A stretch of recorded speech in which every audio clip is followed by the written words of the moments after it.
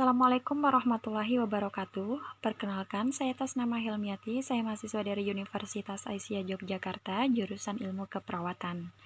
Nah, baiklah, kali ini saya akan membahas mengenai pengukuran JVP. Jadi, pengukuran JVP atau jugular venous pressure atau tekanan vena jugularis adalah tekanan sistem vena yang dapat diamati secara tidak langsung. Pengukuran tekanan vena jugularis merupakan tindakan mengukur besarnya jarak pertemuan dua sudut antara pulsasi vena jugularis dan sudut sternum, tepatnya di Angel of Lois, yang berguna untuk mengetahui tentang fungsi jantung klien. Pengukuran sistem sirkulasi vena sendiri dapat dilakukan dengan metode non-invasif dengan menggunakan vena jugularis atau eksternal dexter sebagai pengganti sphygmomanometer dengan titik 0 atau 0 point di tengah atrium kanan. Titik ini kira-kira berada pada perpotongan antara garis tegak lurus dari angulus ludovici ke bidang yang dibentuk kedua linea midaxillaris.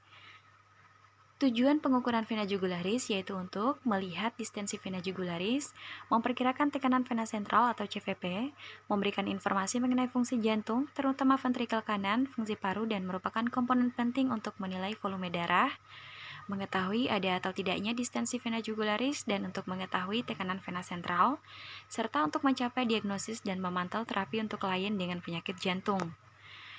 Indikasi pengukuran JVP menurut Gray pada tahun 2002, pengukuran tekanan vena jugularis dilakukan ketika terdapat tanda permasalahan atau kegagalan jantung pada klien, seperti hipertrofi ventrikel kanan, stenosis katup trikuspid, stenosis pulmonal, hipertensi pulmonal, inkompetensi katup trikuspid, tamponade jantung, perikarditis, dan masalah jantung lainnya.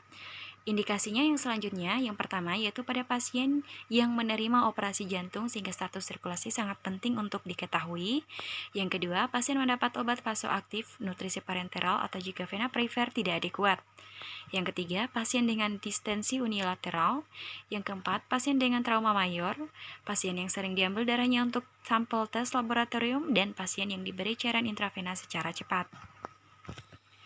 Untuk kontraindikasinya sendiri, pengukuran JVP tidak dilakukan pada pasien dengan infeksi pada area insersi, pasien yang koagulopati, infeksi kawat pacemaker, disfungsi kontralateral diafragma, dan pembedahan pada leher.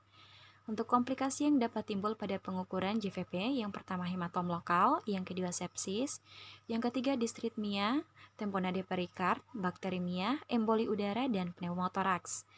Alat dan bahan yang diperlukan pada saat melakukan pengukuran JVP, yang pertama penggaris sentimeter sebanyak 2 buah, bantal 1 buah, senter, dan bed pasien.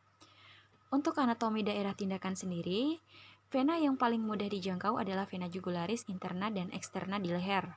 Kedua vena mengalir secara bilateral dari kepala ke leher ke dalam vena cava superior.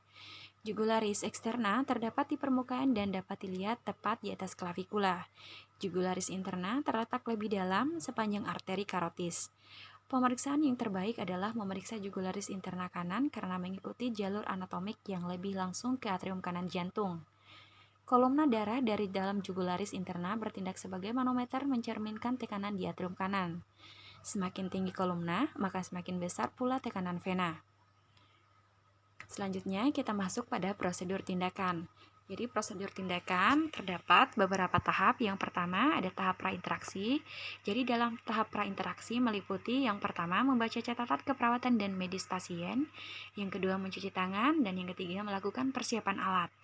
Selanjutnya masuk pada tahap orientasi, di mana pada tahap orientasi yaitu pertama, memberikan salam atau panggil klien sesuai dengan namanya. Yang kedua, tanyakan keluhan klien. Yang ketiga, jelaskan tujuan, prosedur, dan lamanya tindakan. Dan yang keempat, berikan kesempatan klien untuk bertanya sebelum kegiatan dilakukan. Nah, kita masuk tahap yang ketiga, yaitu tahap kerja, di mana pada tahap kerja ini yang pertama mencuci tangan terlebih dahulu, yang kedua minta klien terbaring telentang, yang ketiga tinggikan kepala tempat tidur dengan posisi 30 sampai dengan 45 derajat. Yang keempat, gunakan bantal untuk meluruskan kepala. Yang kelima, menentukan angle of Lois dengan benar.